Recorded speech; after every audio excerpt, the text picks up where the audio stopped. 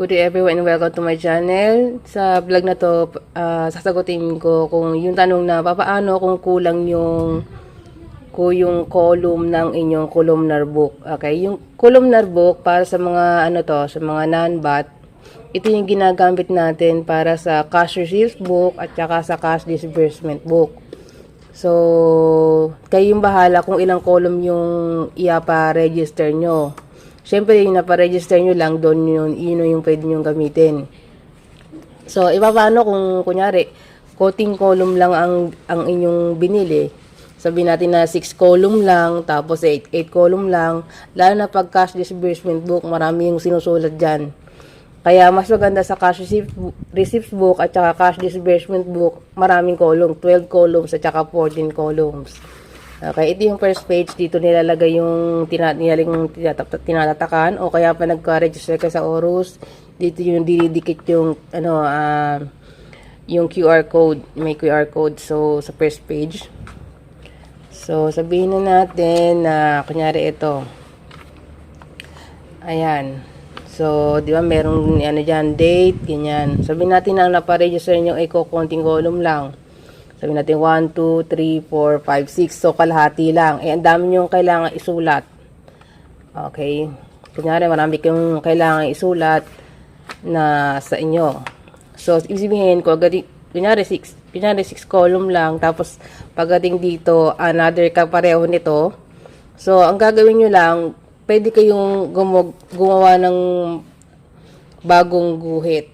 Pwede kayong magguhit ng sariling maguguhit lang kayo. Kunyari, ganito yung dito nakaganito yung tsura nito to. Pwede kayong gumawa ng guhit, tapos lagyan nyo lang ng sa taas. Kung ano siya sa taas. Kung ano yung pangalan sa taas nan. Kung ano yung by cash, capital, mga ganon. So, nasa yun. Lalagyan nyo lang ng, lalagyan nyo lang ng pamagat kung anong klaseng column yun. Kung anong klaseng account yun. Kung anong account siya. Lalagyan nyo lang sa taas. So, pwede kayong magdagdag ng guhit. Okay, paano naman, kunyari, ang naparegister nyo is maraming column. Kaya sabihin natin na 14 columns. Sabihin natin na 14 columns. Tapos, yung cash receipts book nyo is 14 columns. Tapos, yan na yan. Konti lang yung nilalagay nyo. Kunyari, sales lang. Di ba? Sabihin natin na ganito ang columns. Tapos, pero sales lang ang sinusulat nyo.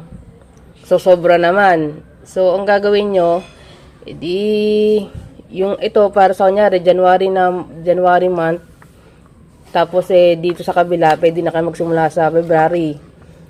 Di kayo na bahala. Dito lalagay nyo dito sa unahan yung date. Tapos, dito sa dalawang to, kung gusto nyo, dalawa gamitin nyo.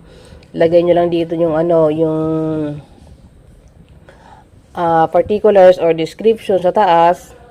Tapos dito nyo ilagay, gamitin nyo itong dalawang column na to para sa particulars and description nyo, ganun.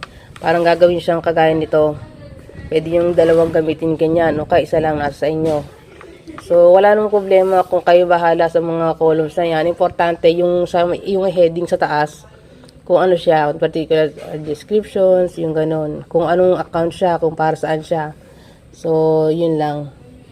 So, yun yung pwede nyo gawin. O kaya kung talagang hindi kayo komportable na gamitin yung naparegister nyo na books, pagtanong kayo sa RDO nyo para makagusto nyo pa-register kanyo ng bago na yung tama yung columns na gagamitin ninyo. Tinignan nyo kung kapayag ba sila, na mag-register kayo ng bago agad kahit hindi pa siya ubos. Dahil sabi nyo ayaw nyo lang noon, yun. So, magtatanong. O kayong basta gagamit ng books na hindi nyo na pa-register. Ayan, thank you so much for watching. Hanggang sa susunod na vlog. And bye-bye.